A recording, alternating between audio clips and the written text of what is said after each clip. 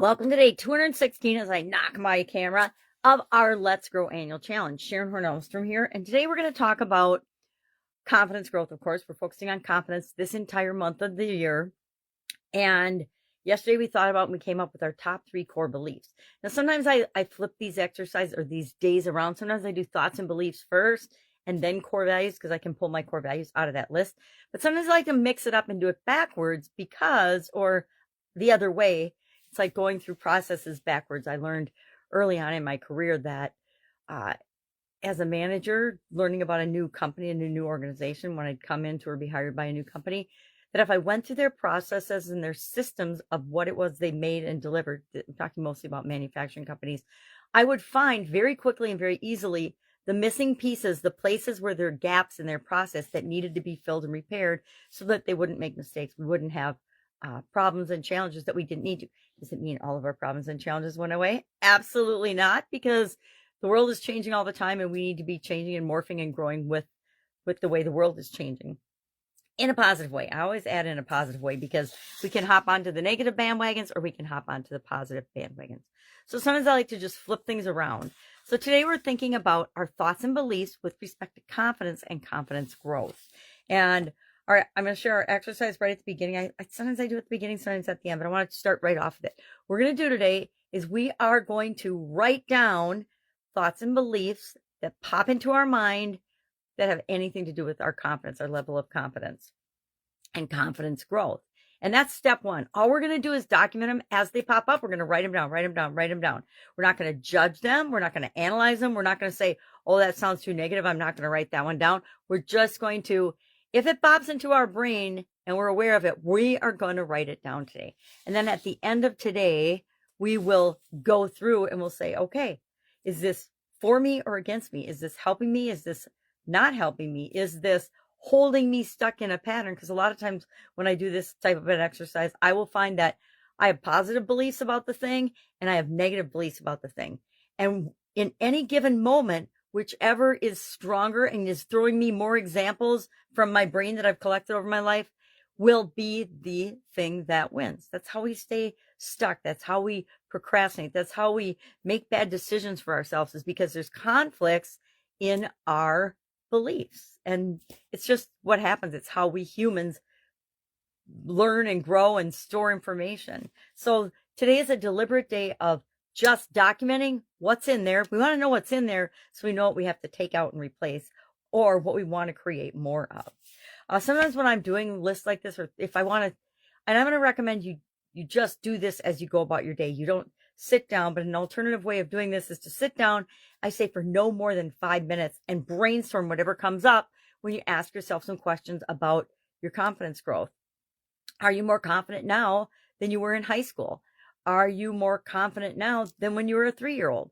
Are you more confident and growing as an adult than when you were in your 20s or 30s or 40s? I like to look at each decade because usually a decade gives me a pretty clear picture of what's going on in my life. And I have enough decades now that I can do that. But if you're young, it might not make so much sense for you. But I find usually when I'm trying to think about what I want, I usually find what I don't want first. Sometimes it's easy to make a list of what we don't want, flip that around to the positive, and that gives us the list of what we do want. And instead of focusing on the things that we're already focusing on, which generally tend to be the things we don't want, so we keep creating more of them, we can now, because we've got a list of them, focus on the things that we do want. So what we want to do at the end of the day is take these beliefs, get rid of the conflicts, and then build on the positive beliefs, the positive thoughts, the positive ways that we can build and grow our confidence. Our guide 2 of the Let's Grow Annual Challenge private Facebook group page has Stacy's story and how she goes through this. It's a pretty good write-up of how she actually goes through identifying her thoughts and beliefs and then what she does about them. It actually goes into what she does about them and how she goes about finding them. She finds them through self-awareness, through, I'm going to look at my notes, recognizing patterns, and then understanding triggers. Guess what? I think we talked about triggers under mental well-being, but I think we might talk about it a little bit more here with respect to confidence, because there are a lot of things that trigger us to stand up and say, I can do this. I'm never going to feel this way again. But it's usually a negative thing that's happening that causes us, and that's a trigger, something that causes us to act now. And we can use triggers as positive or negative. Negative triggers can be flipped around and turned into a positive trigger to get us to take action. But all of this annual challenge thing is about becoming more self-aware, knowing what works and doesn't work for us. And so self-awareness pops up so often when we're talking about anything. Self-awareness, visualization, meditation. I like hypnosis and self-hypnosis. There's so many tools that we can use to change something once we figure out it's not working for us.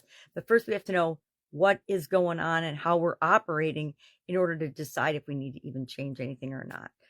I will say, in my 64 years on the planet, I always find plenty of things that I can change and improve and grow in my life. There's no shortage of things that we can continuously improve in.